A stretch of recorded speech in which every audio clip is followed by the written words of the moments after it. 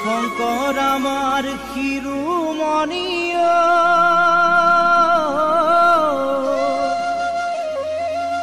হে মাধৱ বলৰ মণি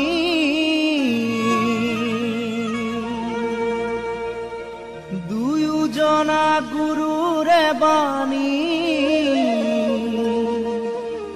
হৰি নামৰ ধ্বনি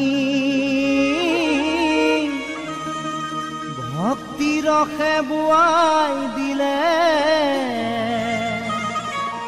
নাম অমৃতৰ নদী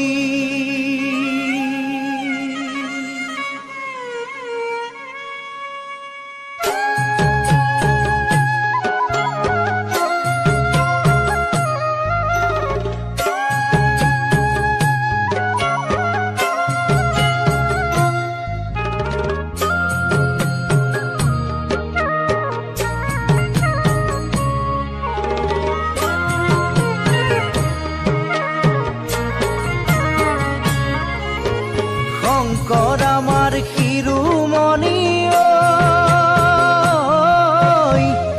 মাধৱ গণৰ মণি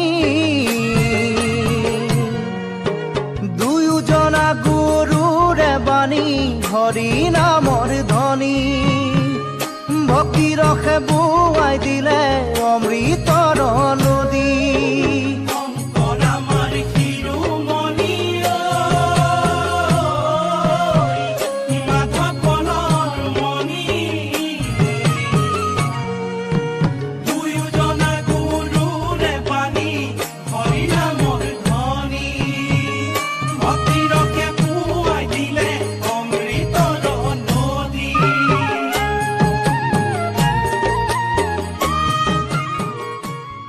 আজি আমাৰ ভাৰতৰ নৱজ্যোতি নামঘৰ পুৰুষ মহিলাসকলে একত্ৰিত হৈ ৭ মাৰ্চৰ দিনা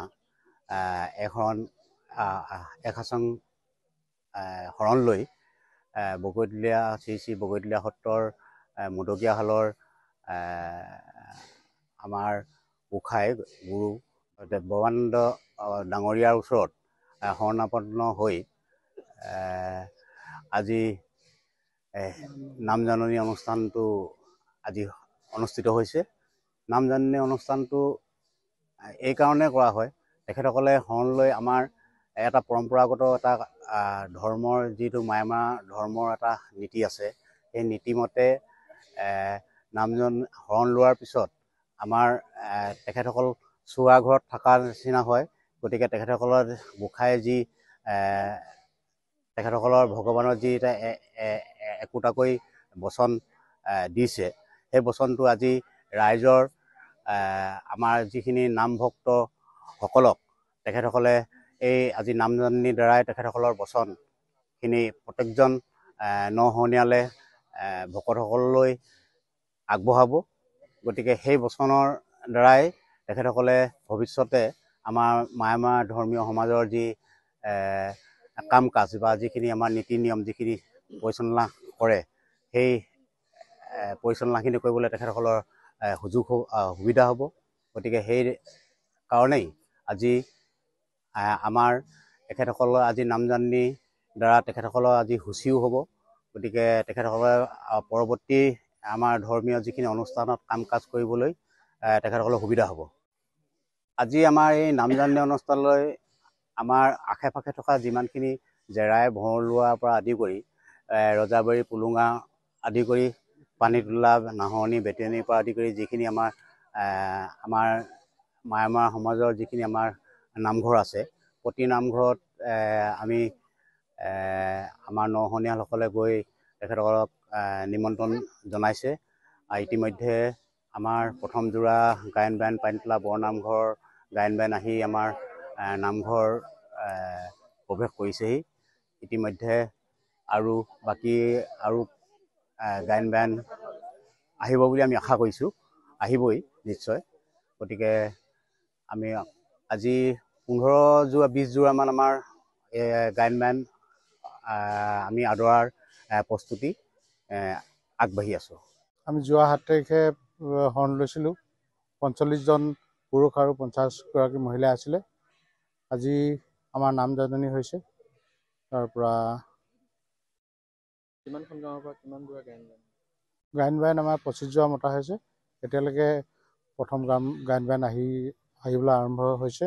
প্ৰথম গায়ন বায়ন পানীতোলা বৰনামঘৰৰ কলেদি আহিলে, নামঘৰত তেখেতলোক প্ৰৱেশ কৰিলে। বৰ্তমান আৰু আহি আছে, অলপ সময়ৰ পাছত বাকী গায়ন বায়নখিনি আপোনালোকে পাব। প্ৰায় 25খন গাঁৱৰ ওচৰে পাঁজৰে 25খন গাঁৱৰ গায়ন বায়ন মতা হৈছে। বগৈতলীয়াৰ পৰা ধৰি ৰৌমূৰীয়া, আপোনাৰ দিনজয়, ৰজাবাৰী, বৰুৱাহোলা অত্যন্ত জেগাৰ পৰা মতা হৈছে। আজি যি অনুষ্ঠান নামজানৰ অনুষ্ঠানে কেনেধৰণৰ কি আয়োজন কৰা হয়, মানে পৰম্পৰাগতভাৱে? পৰম্পৰাগত আমাৰ অতীজৰ পৰা এই নশৰণীয়ালৰ পৰম্পৰাগত চলি আহিছে। আজিৰ দিনটোত আমাৰ যিটো আমি 7 তাৰিখে শৰণ ল'লোঁ, সেই শৰণ লোৱাৰ সকামখন তাকে জাননী বুলি কয়। আৰু এই জাননীত আমি ভকত তেৰাসৱে আমাৰ পুৱতি নিশা আমাৰ বচন যিটো আমি এতিয়া কাকো ক'ব পৰা নাই, সেই বচনটো আমি তেখেতলোকক কম, গুৰুৱে দিয়া বচন কম, আৰু সেইটো তাকে নামদান বুলি কয়।